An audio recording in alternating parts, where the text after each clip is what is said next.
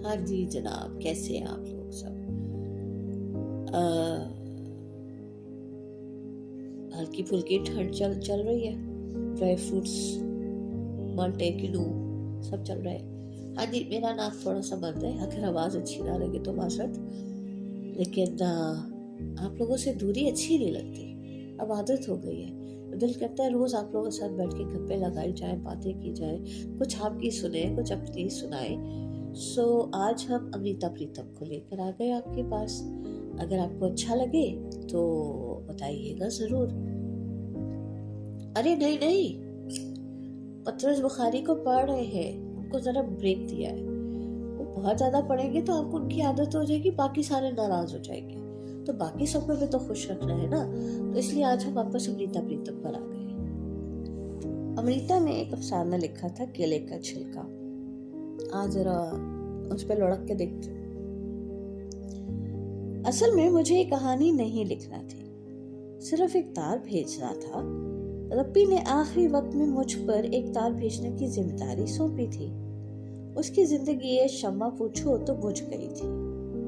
जिम्मेदारी लेते वक्त मुझे ये ख्याल ही ना था।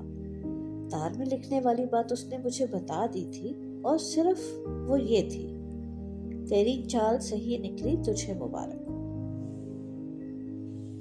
लेकिन उसकी जिंदगी को क्या कहूँ जो तेरा बोझ ना उठा सके। एक दफा मैंने एक नज़म लिखी थी जिसका एक शेर ये था, हम जिंदगी की मेहमान नवाजी देख चुके हैं, मौत भी बहुत बुला रही है, चलो उसे भी चलकर देखते हैं। और मेरी प्यारी रब्बी, मुझे लगता है ये बात इतनी मुझ पर नहीं लगती जितनी तुझ पर।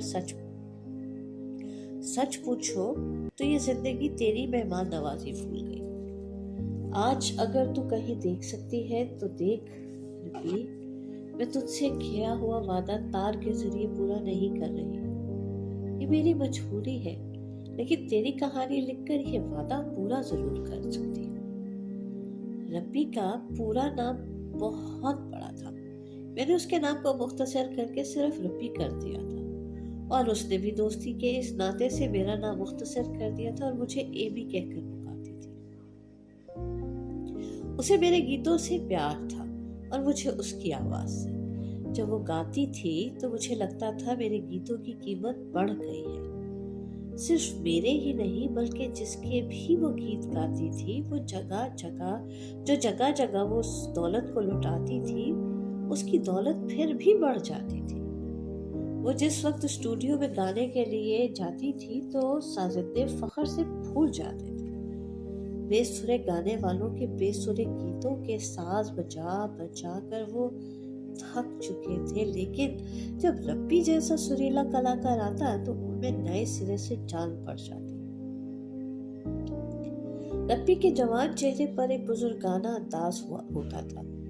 मुझे याद है रब्बी को देखकर एक मुद्दाह अफसर ने कहा था, पैर पड़ता हूँ जी, और रब्बी फख्र आमेज लहजे में जवाब देती थी, जीते रहो खुदा करे। एक दफा मैं मज़ाहिया अदब के मशहूर अदीब हरीचंद अख्तर के और रब्बी के साथ स्टूडियो से बाहर आ रही थी। दूसरे दिन इतवार था और रब्बी की छुट्टी थी। मुद्दाह अफसर अपने मखसूस अंदाज में बोला, अगले पीर तक पाँव पड़ता हूँ। तब रब्बी ने उससे कहा, पीर तक जीते रहो। मुझे याद है पंडित हरिचंद उस जवाब पर असल में दीवाना हो गया था, और उसके बाद हम जब आपस में मिलते थे तो वो रब्बी के जवाब पर हंस पड़ते थे। ऑफिस की ड्यूटी खत्म होने के बाद अक्सर कई दफा हमें ऑफिस की बस मिल जाती थी, जिसमें हमारे साथ रब्बी को भी चलना पड़ता था। हम में से बहुत सौ को उसके साथ कुछ वक्त गुजारने की ख्वाहिश थी। हर दफा उसकी जबान से कोई ना कोई ऐसी बात निकल जाती थी जो हम में से बहुतों की शाम को रंगीन कर देती थी। एक दफा एक चौक में गाय बैठी थी। ड्राइवर हॉर्न बजाते बजाते थक गया था, लेकिन गाय ना हटी। रब्बी हंसकर कहने लगी, आज कोई सिपाही अपने बदले इस गाय को ड्यूटी पर बिठा गया है। अरे रब्बी का दिल भी ऐसा नाजुक था। एक दफा वो ड्राइविंग सीखने गई। जब उसने दाएं जाने मोड़कर मोड़ा तो सामने से एक साइकिल वाला उसकी मोटर से टकरा गया। धक्का लगने से साइकिल वाला बेहोश हो गया। फ्लाइंग स्क्वाड वाले उसे उठा कर ले गए। रब्बी की जुबान से सिर्फ इतना निकला, इसको कुछ नहीं होगा, मेरे हाथ से कभी आज तक किसी को दुख नहीं पहुंचा है, कुछ भी नहीं हुआ। लेकिन तकरीबन 2 साल हुए रब्बी के फन को, उसके खूबसूरत चेहरे को और शख्सियत को प्यार करने वालों ने सब ने देखा कि रब्बी बीमार होने लगी है। जब वो मिलती थी उसका चेहरा पहले से ज्यादा कमजोर नजर आता था।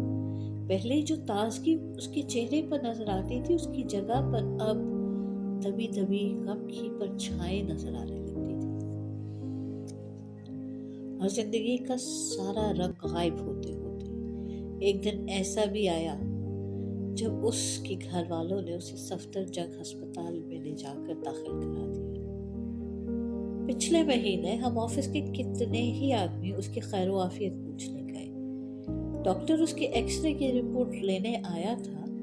रब्बी के होठ जैसे कह रहे थे, हड्डियां तो सलामत है ना डॉक्टर, अच्छी तरह देखो, एक हाथ टूटी जरूर होगी। पिछले हफ्ते में अकेली उसके पास थी और उसे अपना ताजा गीत सुनाया था जो कुछ ऐसे था, पर काश की फुलवारी टाका कोई न लगाए। गीत सुनकर रब्बी रोने लगी, कहने लगी, मैं जब भी तेरा नया गीत सुनता हूँ एमी, मेरे गले में सुर थराने लगते हैं, किसी दूसरे के लिए तो नहीं। काश मैं तेरी मुसर्रतों की फुलवारी में टाका लगाने के लिए जिंदा रह सकूं। तुझे इन गीतों की कसम है रब्बी, एक दफा, सिर्फ एक दफा बता दे रब्बी, तुझे क्या दुख है? तेरे एक एक अज़ू का मुआयना हो चुका है, सब कुछ ठीक है, किसी को भी कोई रोग नजर नहीं आता। रब्बी तो सच बोलना, तो क्यों नहीं बोलती सच? नहीं एमी, मुझे गीतों की कसम ना दे, ये मेरे साथ कुछ अच्छा ना होगा। रब्बी कसम ना सही, मेरे गीतों की मिन्नत ही सही, उन सब की जो तूने गाए हैं और उन सब की जो अभी तुझे गाने हैं। एमी, तुझे सच बताऊं, 2 साल हुए मैं केले के छिलके पर से गिर गई थी। इतना कहकर रब्बी अपने मखसूस अंदाज में हंसने लगी। चल पागल, सच, किसी वक्त मामूली चोट गहरा दाग देकर छोड़ती है ना। और तुझे किसी हड्डी पर चोट लगी? हड्डी पर तो कोई नहीं लगने लगी, लेकिन बहुत कुछ टूट चुका है, मेरा दिल टूट चुका है। रब्बी, वो केले का छिलका नहीं था, एक लड़की थी। लड़की?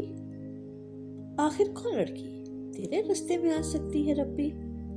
रब्बी, वो मेरे रास्ते में आई या मैं उस रास्ते में आ गई? मुझसे कहा गया मैं तुम्हें खुद उसके रास्ते से हट जाओ। क्या कह रही हो रब्बी?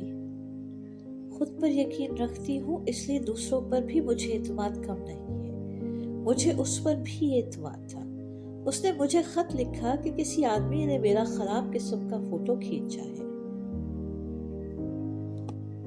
रिश्वत में वो आदमी 200 रुपए मांगता है।